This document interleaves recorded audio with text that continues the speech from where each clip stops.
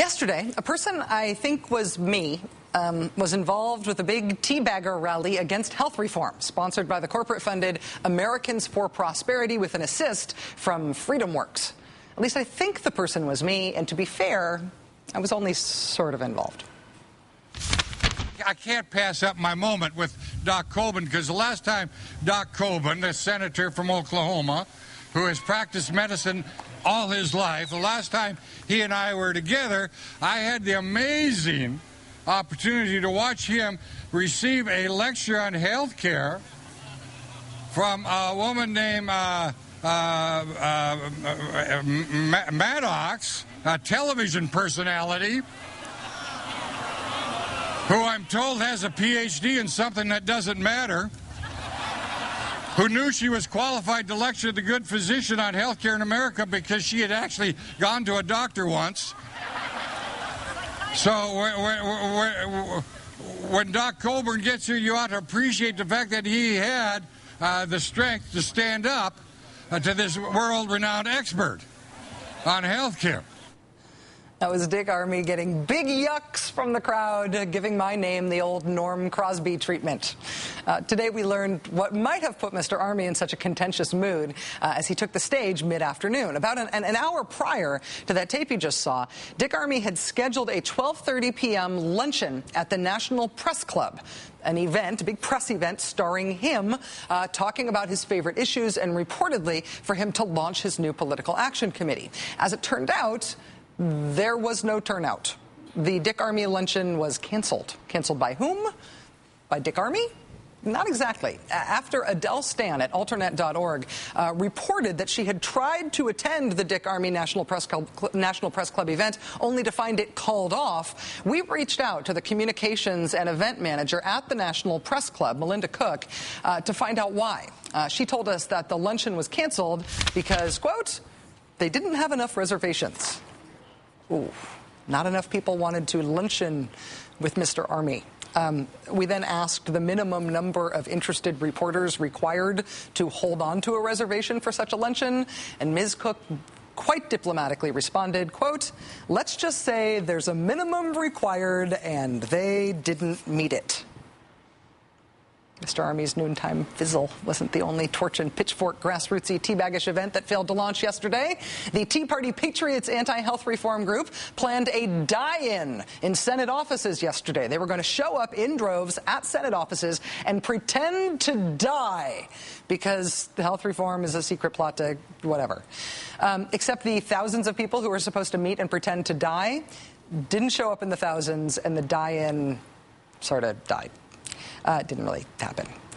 Given some of the falling flat yesterday, there was a really notable entry in the new NBC Wall Street Journal poll, which has just come out tonight. With just about everything and everyone in politics really taking it on the chin, public opinion-wise, the Tea Party movement is being relatively well received. 41% of those polled said they view the Tea Party movement as very positive or somewhat positive, which is not the sort of polling that all the fizzle would have suggested.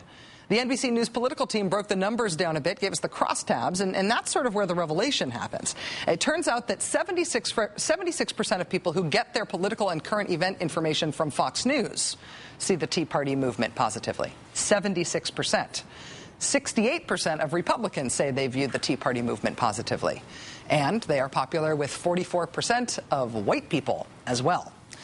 For people who get their news and information from news channels that don't stage political events around the Tea Parties and therefore become participants in the process, just 24% of people view the Tea Partiers positively. 14% of Democrats view the movement positively.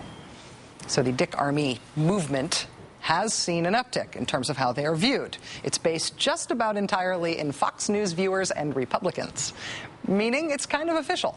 The fringe has purged. The Republican Party is now officially steeped in teabaggers. I'll be here all week. Joining us now is Dave Weigel, reporter from the Washington Independent, who has been covering the Tea Partiers. Dave, thanks very much for being here. Thanks, and I'd like to apologize to Dr. Armey for not reserving a spot to his luncheon. I'm sorry about that. They wouldn't tell us what the minimum number was, but yeah. There wasn't anything else canceled on the calendar. I looked. That was the only one. Never mind.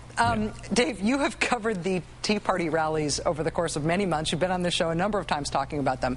I know you were there yesterday in Washington. How would you say the energy at these things is tracking over time? Stronger, weaker, staying the same?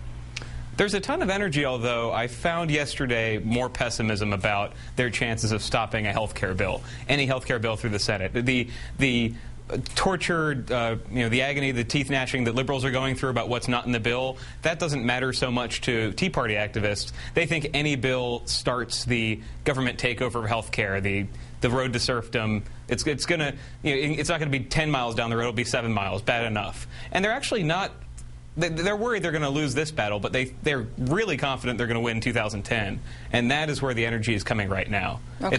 It's a lot of electoral energy, like you saw in upstate New York in this election. Well, and I feel like that's the most interesting dynamic here. It's the relationship between the Tea Party movement and Republicans. And at first, we saw a lot of excitement among elected Republicans that these sort of shock troops were holding town halls and expressing this vituperative opposition to the Democrats and government. And then there were at least a few voices of caution or hesitance among Republicans when some of the rhetoric got really out of control. Now, Senator DeMint is really overtly readopting the teabaggers. Michael Steele put out Republican Party branded tea bags yesterday at an event. How much will the Republican Party, the people who run for office and serve, end up looking like the Tea Partiers? Entirely. I mean, it reminds, it's really like when the Progressive Party and William Jennings Bryan swallowed the Democratic Party in 1896. If I can try and one up Chris Hayes on the nerd talk here, no, it's a lot like that, because the Tea Party movement, as you said in this poll, as we've seen a Rasmussen poll, is more popular than the Republican Party. The Republican Party is still George Bush's party, Ben Bernanke's party. It's not very popular, whereas this anti-debt, let's save America, let's bring prosperity back movement, the more broadly you can define it, it's quite popular. Michael Steele today, the Republican National Committee today, launched this Listen to Me campaign, in which average Americans demanded the Congress listen to them. That was ripped precisely from the Tea Party movement and from the rally yesterday. Jenny Beth Martin of Tea Party Patriots kept using that slogan. Talk Radio uses that slogan. I mean, the Tea Party movement is populism. It's anti-Wall Street. It's anti-government. The Republican Party is not really anti-Wall Street. They're pro-tax cut. So this is all the energy, I think, against Democrats right now is coming from that movement. Of course it's going to drive the Republican Party. And I think it's going to be an awkward marriage between the two when we get down to brass tacks of policy. But I guess as long as they can keep it not about policy, they can enjoy one another's company. They're enjoying it so far. I guess so. Dave Weigel, reporter from the Washington Independent. Really appreciate your time tonight, Dave. Thanks. Thank you so much for having me.